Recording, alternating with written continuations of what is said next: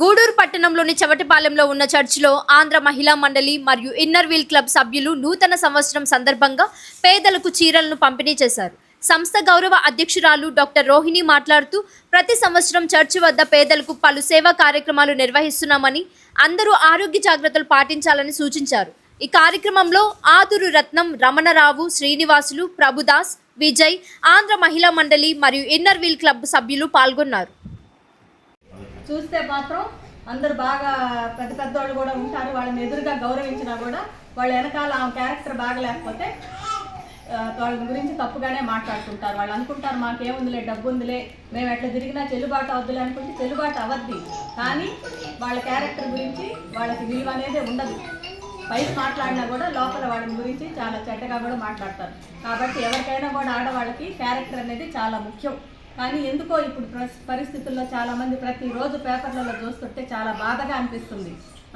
ప్రియుడితో కలిసి భర్తను చంపిన లేడీస్ ఎందుకు అంత అది ఎప్పటికైనా కూడా బాగదు కదా, ఎప్పుడైనా కూడా బాగదు. అది బయటకు వచ్చిన తర్వాత ఎంత అవమాన పాల్పడుతున్నారు. వాళ్ళ బిడ్డలైతే ఏమి, వాళ్ళ తల్లిదండ్రులైతే ఏమి, వాళ్ళు చేసిన తప్పు గురించి వాళ్ళు పడేదే కాకుండా అయ్యో మా బిడ్డ ఎట్టు చేసింది అని వాళ్ళ తల్లిదండ్రులకు కూడా ఎంతో తలవంపులు తెచ్చిపెడుతున్నారు ఆడవాళ్ళు. మనం ఆడవాళ్ళం అయ్యి మన గురించి మనం మాట్లాడుకుంటున్నామంటే తప్పే. కానీ జరిగే పరిస్థితుల గురించి మనం ఇప్పుడు దాని గురించి చర్చించాల్సిన అవసరం వచ్చింది.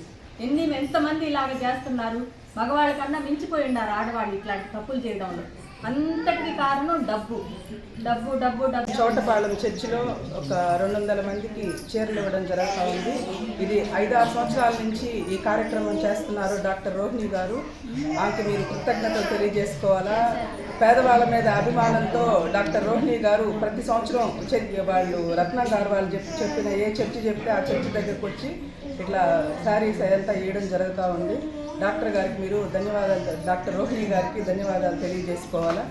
అట్లాగే డాక్టర్ సిఆర్ రెడ్డి గారికి చదువు అంటే చాలా ఇష్టం. ఆయన ఎప్పుడు నేను స్పీచ్ల్లో కూడా చాలాసార్లు వినున్నాను. అట్లాగే మీ పిల్లల్ని కూడా బాగా చదివించుకోవాలి. వాళ్ళు ఏంటంటే 4th, 5th క్లాసెస్ అట్లా 4-5 తరగతులు చదివిన తర్వాత పిల్లలు వద్దన్నారంటే మీరు చదువుకోనికుండా ఆపేస్తున్నారు. అట్లా కాకుండా మీరే చెప్పాలి పిల్లలకి, మేము ఎలా కష్టపడుతున్నాం చూడమ్మా, చదువుకోకపోతే చదువుకుంటే బాగుంటుంది.